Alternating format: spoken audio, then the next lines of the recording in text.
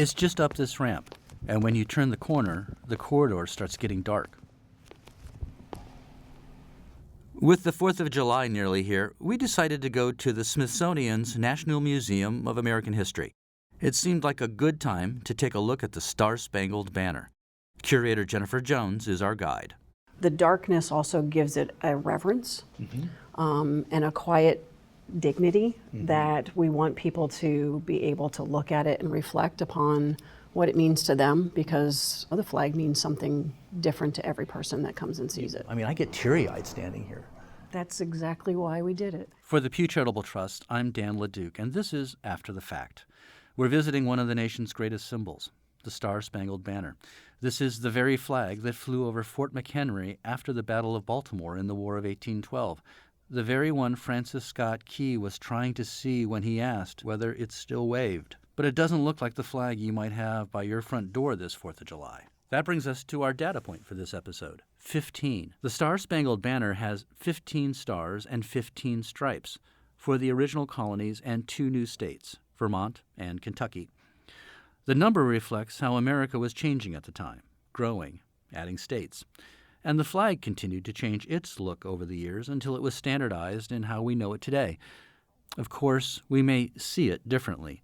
As Jones said, the flag means something different to every person. We refer to the Star-Spangled Banner all the time, but this is it. There are many American flags, but this is it. But when did that phrase enter the public consciousness? And we know that Francis Scott Key wrote his poem. And we now know it's our national anthem. But when did the flag being known that way sort of enter our American consciousness? It had to do with Key and Key's writing. So the manuscript that Key wrote, which in his mind really was to the tune of an Anacreon in Heaven, which was a popular known tune at the time, and there were a number of different songs and lyrics that had been written to the same tune. He wrote this to that tune.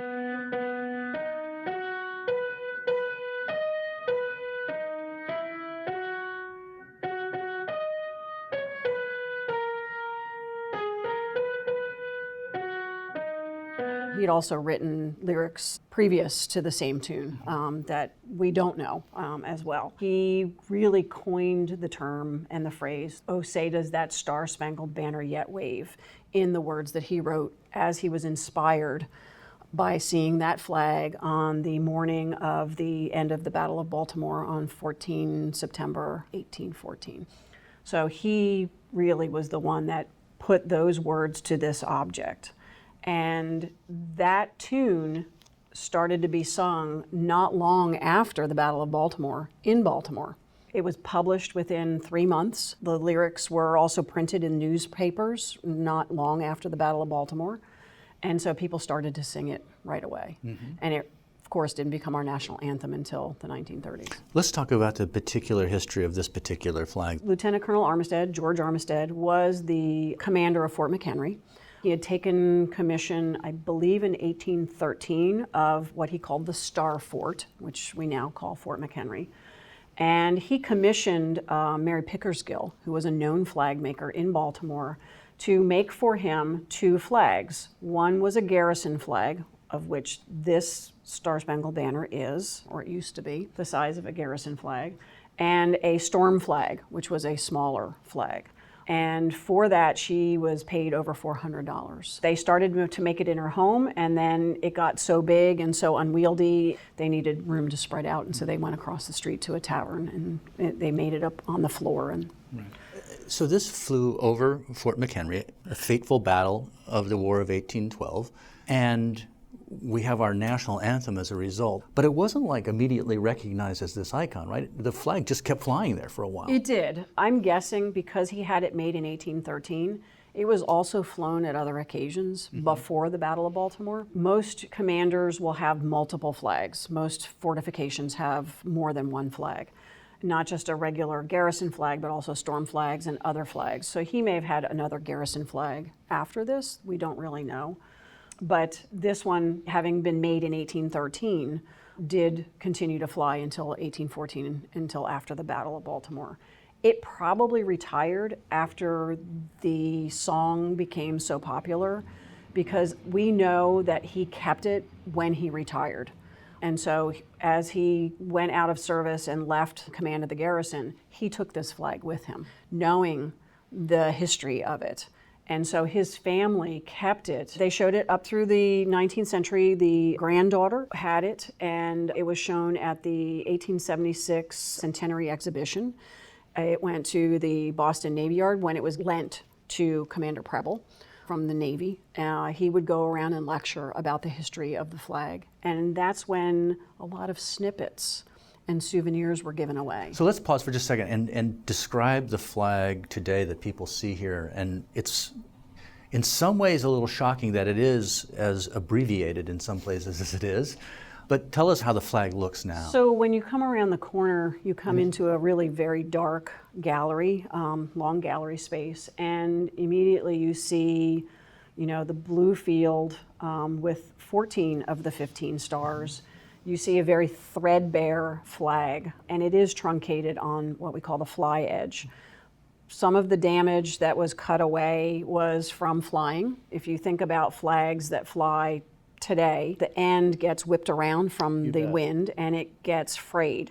And so much of the fly edge was cut away, but a lot of it was also given away as souvenirs. Yeah, we wouldn't think of that today. To actually cut a flag would be desecration today, but yet in those days That's correct, and that's because common. the flag code was a 20th century understanding. During the 19th century, souveniring was huge. People would take mementos of locks of hair and keep them in hair lockets and keep them to memorialize and to remember those people.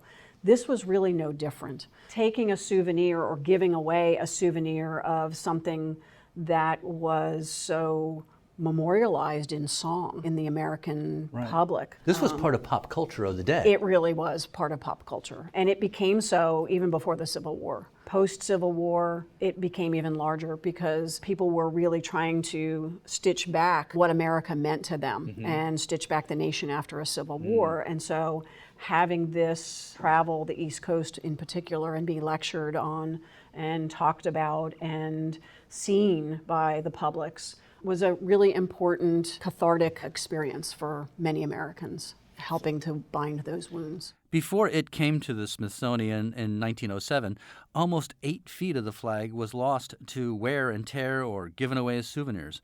At some point in the 1800s, one of the stars was cut out. We have a national mystery as well, right? There's that missing star. The mystery of that star. Nobody really knows. Georgiana Armistead took the information to her grave. She knew. Historians, other than myself, are guessing that it's either in Armistead's grave. Maybe her father was buried with it. She did say it was given to a very prominent individual. So the question is, was it given to Lincoln? So we just don't know. One thing that isn't a mystery is how much work that goes into caring for the flag. This November marks the 10th anniversary of the completion of a massive conservation effort of the Star-Spangled Banner. A number of donors, including Pew, supported the work, which was the most extensive ever undertaken on the Star-Spangled Banner. It included the removal of 1.7 million stitches that had attached an old linen backing to the flag. We recognized that any conservation treatment that was done can be undone, and that's the nature of conservation.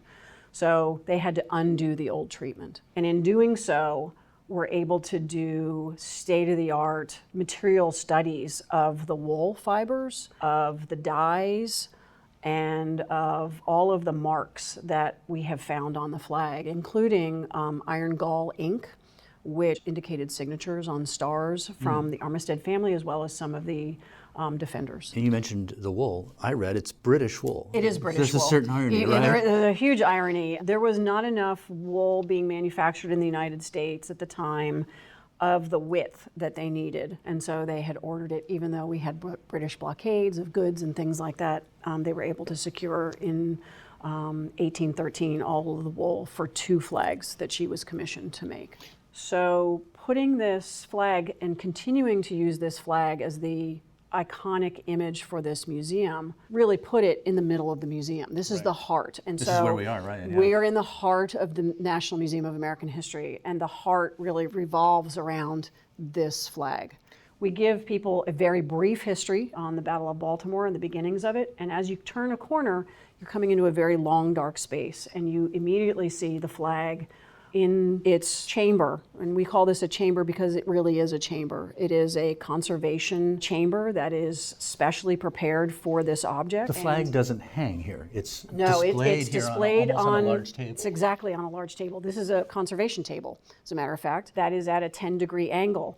Inside this chamber, we keep it at less than 14% oxygen, because the low oxygen helps prevent continuous deterioration of the wool fibers. And it's only in 1 foot candle of light. So it sort of pops visually. You have to have a dark area outside in order to see the flag. There's no electricity. There's nothing inside the chamber that could combust. And so what you see is a visual display, but it's really for conservation of the flag and the long-term preservation. You present this in such a lovely way, and yet I'm sure everyone who steps out of here probably has a slightly different reaction. I'm sure they do.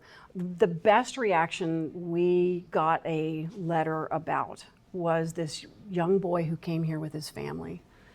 And he was so excited to come in and see this flag. And his father talked about how when he came in, he kneeled down in front of the flag and he put his ear up to the glass because he saw the words that are on the back of the exhibit case. "Oh, say does that Star-Spangled Banner yet wave?"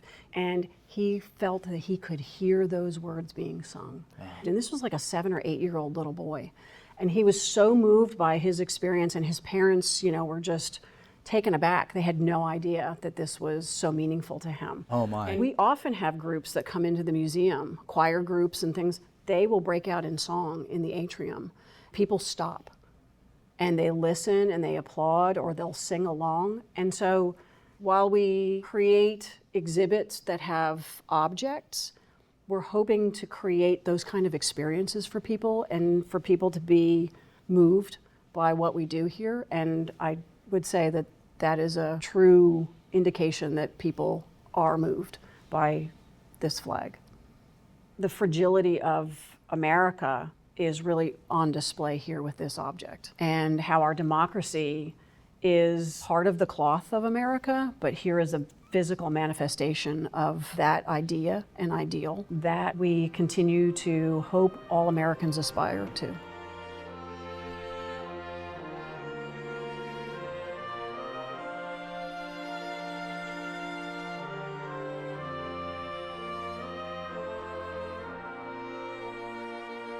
Well, Jennifer, thank you so much. You're very welcome.